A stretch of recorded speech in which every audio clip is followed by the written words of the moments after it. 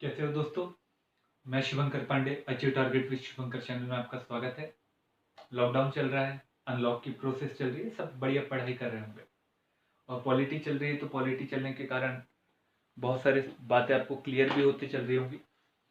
Polity थोड़ा लंबा portion है, क्योंकि पॉलिटी के जो कुछ पॉइंट रहते हैं वो उसे समझना बहुत ज़रूरी रहता है, क्योंकि ये कहीं ना कहीं इकोनॉमी से भी जुड़ा रहता है और ये कहीं ना कहीं हमारे जो सोशल जस्टिस और इंटरनल सिक्योरिटी जो पार्ट है हमारा पेपर नंबर 2 का, वो भी कहीं ना कहीं इंटरलिंक करता है। तो इसलिए पॉलिटी जिसकी अच्छी होती है उसके दो पोर्शन भी अपने आप अच्छे हो जाते हैं, इसलिए इसको धीरे धीरे हम पढ़ने की कोशिश कर रहे हैं।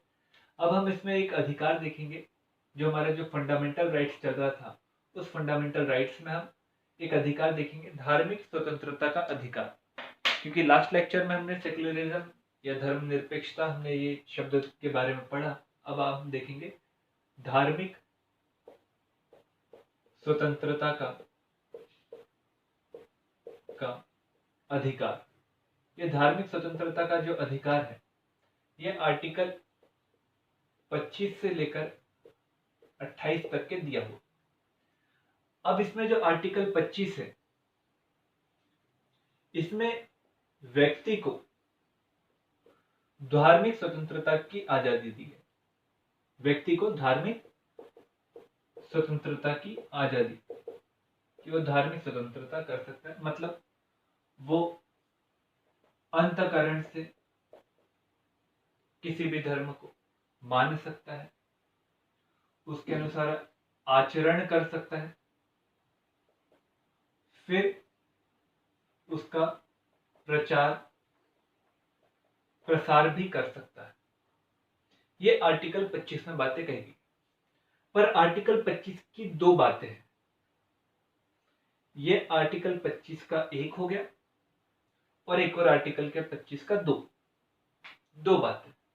पहली बात यह है कि कोई भी व्यक्ति अंतःकरण से किसी भी धर्म को मान सकता है, उसके अनुसार आचरण कर सकता है और उस धर्म का प्रचार प्रसार कर सकता है, परंतु कुछ निर्बंधन के साथ में।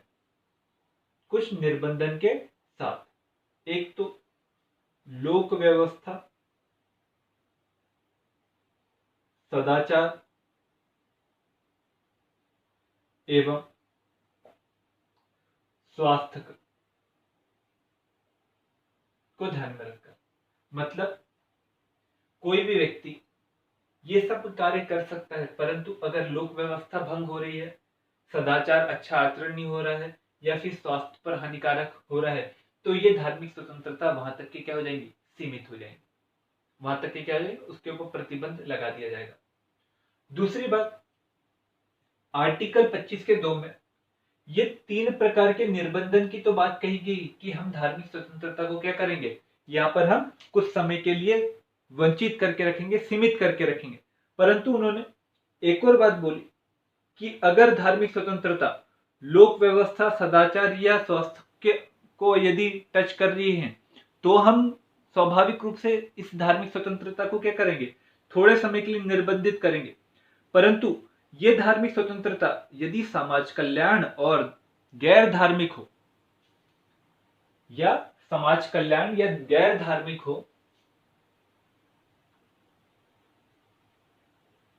कल्याण के लिए नहीं, और गैर धार्मिक हो, तो भी हम इस धार्मिक स्वतंत्रता को क्या करेंगे, निलंबित कर देंगे, सीमित कर देंगे। जैसे गैर धार्मिक मतलब धर्म के नाम पर प्रोपेगेंडा चलाने की कोशिश करना, बहकाने की कोशिश करना लोगों को, और समाज कल्याण, धर्म के नाम पर समाज कल्याण की बात करना, परंतु लोगों को हरास करना। जैसे मान के चलो आश्रम खोला है और आश्रम में धर्म के विषय में बातें करना है, परंतु वहां पर क्या कह रहे हैं, वहां पर कुछ गैर धार्मिक प्रवृत्ति को ज्यादा प्रचलन में लाया जा रहा है, महिलाओं के साथ शोषण किया जा रहा है। तो यहाँ पर राज्य ये कह सकता है कि भैया आपको आर्टिकल 25 में हमने आपको धार्मिक स्वतंत्रता तो दी है, परंतु जो धार्मिक स्वतंत्रता है वो किसी को मोलेस्ट करने के लिए नहीं, ये धार्मिक लोक व्यवस्था को बनाने के लिए, सदाचार के लिए, स्वास्थ्य के लिए। तो आप थोड़ा सा ध्यान में रखिए यहाँ पर बातें, और ये जब बातें ध्यान में रहेंगी तो आपको आर्टिकल 25 समझ में आता चलेगा। और यहां पर एक शब्द है अंतकरण से आचरण और प्रचार करने की अनुमति। अब इसमें ये बात आती है कि भैया क्या इसमें धर्म परिवर्तन भी शामिल है क्या? धर्म परिवर्तन भी इसमें शामिल है क्या? 1977 में सुप्रीम कोर्ट ने कहा कि प्रचार करने प्रोपेगेंडा में आपको धर्म परिवर्तन करवाने की आजादी नहीं है। धर्म परिवर्तन आप कर सकते हैं, आप लोगों को मतलब आपकी अगर इच्छा है कि मैं फलाना धर्म को अपना लूं तो आप अपना सकते हो, परंतु किसी के दबाव में प्रेशर में आकर आप अगर धर्म परिवर्तन कर रहे हो तो ये गैर संवैधानिक है। ये संवैधानिक नहीं है, आर्टिकल 25 में नहीं है। क्यों? क्योंकि अधिकार वहीं तक के है जहां तक कि दूसरों के अधिकारों को क्या नहीं हो रहा है, हनन नहीं हो रहा है। क्यों?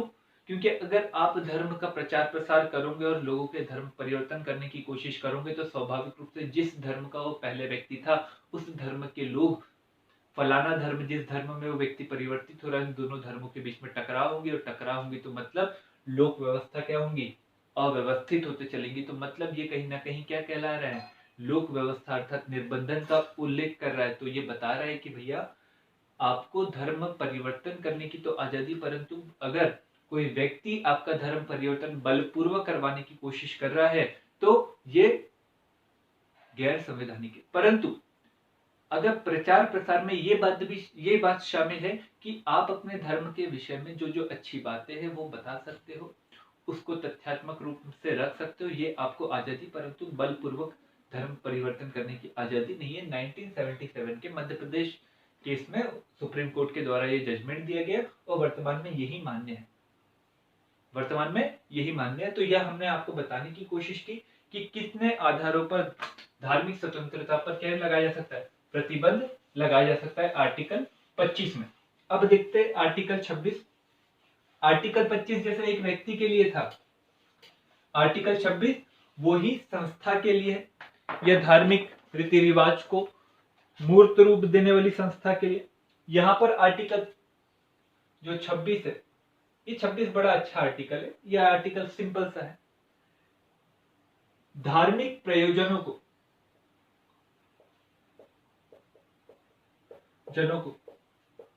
करने के लिए संस्था या संप्रदाय को धार्मिक स्वतंत्रता की आजादी, साथ में इन संस्था को कार्य करने, उसके प्रबंधन करने, संबंधित धर्म के विषय में संपत्ति को अर्जित करने, स्थिर या चल या अचल संपत्ति को अर्जित करने, उसके ऊपर शासन करने और समय समय पर उसके ऊपर विधि के अनुसार कार्य करने की भी आजादी है आर्टिकल 25। मतलब कोई संस्था है वो धार्मिक प्रयोजनों को करने के लिए स्वतंत्र है, साथ में संस्था बनाने के लिए स्वतंत्र है, साथ में उस धर्म के लिए या उस संप्रदाय के लिए वो संपत्ति को अर्जित करने के लिए भी स्वतंत्र है, और साथ में उस संपत्ति को प्रबंधित करने के लिए विधि बनाने के लिए भी वो स्वतंत्र है या विधि के अनुसार कार्य करने के लिए भी वो स्वतंत्र है। ये बातें कही गई है आर्टिकल 26 में सॉरी, ये आर्टिकल किस में कहा गया, 26 में कही गई। अब ये आर्टिकल जब 26 में ये सब बातें बोली गई है तो यहीं से आपको कई सारी बातें क्लियर होते आ जाएंगी कि भैया आर्टिकल 25 पर भी जो हमने पढ़े थे जिसमें लोक व्यवस्था, सदाचार एवं स्वास्थ्य के आधार पर निर्बंध लगाया जाता है, इस पर भी उन्हीं आधारों पर निर्बंधन लगाया जाएगा। मतलब अगर लोक व्यवस्था भंग हो रही है या सदाचार कहीं ना कहीं कुआचार में तब्दील हो रहा है, स्वास्थ्य कहीं लोगों को बीमारी या फिर कई कार्य करवा रहा है, तो वहां पर भी आपके ऊपर क्या लगाया जा सकता है या संस्था के ऊपर प्रतिबंध लगाया जा सकता है। जैसे मान के चलो कुछ ऐसे विभंग दृश्य को दिखाने की कोशिश की जा रही है जहां पर वो धार्मिक उपासना के रूप में माना जा रहा है, अपने शरीर पर कोड़े बरसाए जा रहे हैं, शरीर रक्त से लहूलुहान हो रहा है और देखने वाला व्यक्ति कहीं ना कहीं भौचक्का हो रहा है, जिसके कारण उसका ब्लड प्रेशर बढ़ रहा है और वो हॉस्पिटलाइज हो रहा है। इसके कारण उस व्यक्ति, देखने वाले व्यक्ति के शरीर पर क्या पड़ रहा है, नकारात्मक प्रभाव पड़ रहा है, उसके मन स्थिति पर नकारात्मक प्रभाव पड़ रहा है। तो इस कंडीशन में जो संबंधित प्रशासन है वो उस प्रकार की आजादी को क्या कर सकता है, सीमित कर सकता है, क्योंकि स्वास्थ्य के ऊपर क्या पड़ रहा है, नकारात्मक प्रभाव पड़ रहा है। ऐसा ही लोक व्यवस्था को लेकर मान के चलो, जैसे अभी वर्तमान में कोविड-19 के कारण जो दुर्गा जी हो गया, गणेश उत्सव हो गया, ईद हो गया, जो अभी बकरा ईद आएंगी, उसमें आप देखिएगा लोक व्यवस्था को ध्यान में रखकर इनको बृहद स्तर पर करने पर पाबंदी लगाई गई, क्योंकि लोक व्यवस्था को बनाए रखना है। तो यहाँ पर प्रश्न पूछे जा सकते हैं, और जब प्रश्न पूछे जाते हैं तो आपको डील करते भी आना चाहिए। ये बात हमने बताने की कोशिश की। आपने चारों पॉइंट लिख चुके होंगे। अब इसी के बाद में एक और स्वतंत्रता देख लीजिए, एक और बात देख लीजिए, आर्टिकल 27। आर्टिकल 27 जो है बहुत अच्छा आर्टिकल है। ये कहता है कि राज्य किसी धर्म की समवृद्धि के लिए या अभिवृद्धि के लिए किसी नए प्रकार के कर को नहीं लगाएगा, बल्कि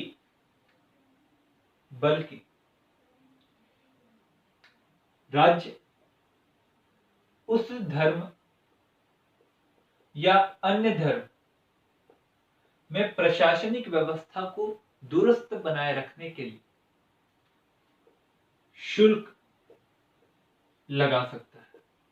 ये आर्टिकल 27 में कहा गया। मतलब यहां से क्लियर हो रहा है कि भैया हमारे यहाँ पर जो मैंने आपको बोला है कि हमारे यहाँ पर जो धर्मनिरपेक्ष शब्द का उपयोग किया गया है, वो धर्मनिरपेक्ष शब्द का प्रयोग हम सकारात्मक रूप में करते हैं, ना कि नकारात्मक में। मतलब राज्य का कोई धर्म है ये तो बात क्लियर है, परंतु राज्य का ये भी कर्तव्य है कि भैया वो अन्य धर्मों को फलने फूलने के लिए मौका दे, उनको वो रेगुलेट करे। ये हमें आजादी है आर्टिकल 27 के तहत, ये राज्य का कर्तव्य है, परंतु वो कर का प्रयोग नहीं करेगा, वो शुल्क लगा सकता है। जैसे आप कहीं पर जाते होंगे, कोई मस्जिद में या मंदिर में जाते होंगे, कहीं गुरुद्वारे में, तो वहां पर लोक व्यवस्था बनाए रखने के लिए, प्रवेश करने के लिए कुछ शुल्क लिया जाता है।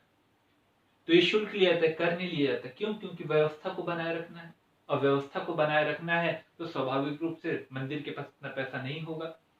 तो वहां पर राज्य कहता है कि आप वहां पर शुल्क लगाइए और लोगों से ही पैसा लेकर उनको ही सुविधा प्रोवाइड करवाइए। ये बात कह गई है आर्टिकल 27 में। अब ये बात जब कही है आर्टिकल 27 में, तो आर्टिकल 28 इसी का एक छोटा सा रूप है। आर्टिकल 28 कहता है, आर्टिकल 28 लिख लीजिए आप। आर्टिकल 28 सीधी बातों में कहता है कि यदि कोई शाला या स्कूल राज्य के द्वारा वित्त पोषित हो तो उस स्कूल में कभी भी धार्मिक शिक्षा नहीं दी जाएगी। ये आर्टिकल 28 का एक है। आर्टिकल 28 का दो ये कहता है कि यदि, यहां पर लिख लीजिए आप, यदि कोई शाला राज्य के द्वारा मान्यता प्राप्त है परंतु किसी ट्रस्ट के अधीन या ट्रस्ट के माध्यम से संचालित हो रही है, तो यहां पर धार्मिक शिक्षा दी जाती है और दी जा सकती है। जैसे मदरसे मान्यता प्राप्त करते राज्य से, परंतु धार्मिक शिक्षा देते हैं। सरकारी स्कूल कैसे रहते हैं? सरकार के द्वारा वित्त पोषित होते हैं, परंतु वहां पर धार्मिक शिक्षा दी जाती है क्या? नहीं दी जाती, क्योंकि सरकार के द्वारा वित्त पोषित है। तो ये आर्टिकल 28 कह रहा है, ये बता रहा है कि हम जो है वो धर्मनिरपेक्षता पर अधिक जोर देते हैं, और राज्य का कोई धर्म नहीं है, परंतु राज्य अन्य धर्मों को अपने अपने स्तर पर वृद्धि करने के लिए कहीं ना कहीं स्पेस भी देता है। ये आर्टिकल 28 और 27 की बातें कही गई। तो ये हो गया हमारे कुछ अधिकार, मौलिक अधिकार, जिसको हमने पढ़ने की कोशिश की। अगले लेक्चर में हम आर्टिकल 29 और 30 को देखने की कोशिश करेंगे, और साथ में अपने चैप्टरों को भी अच्छे से कंप्लीट करने की कोशिश करेंगे। उसमें आप मुझे बताइएगा कि जो आजादी, धार्मिक जो आजादी दी गई है, उस धार्मिक आजादी पर किन आधारों पर राज्य युक्ति युक्त निर्बंधन लगा सकता है। पहला प्रश्न। दूसरा प्रश्न बताइएगा, राज्य शुल्क का प्रयोग क्या धर्म की वृद्धि पर कर सकता है? यदि नहीं, तो अन्य कौन सी स्थिति है जिसका उपयोग वह कर सकता है? ये दो प्रश्न आपके सामने हैं, आप उसे जरूर लिखिएगा कमेंट बॉक्स में, ताकि मैं उसे चेक कर सकूं। यदि आपको वीडियो अच्छा लगा हो तो जरूर से लाइक करिए, चैनल को सब्सक्राइब करिए और बेल आइकन भी दबाना ना भूलें। Thank you.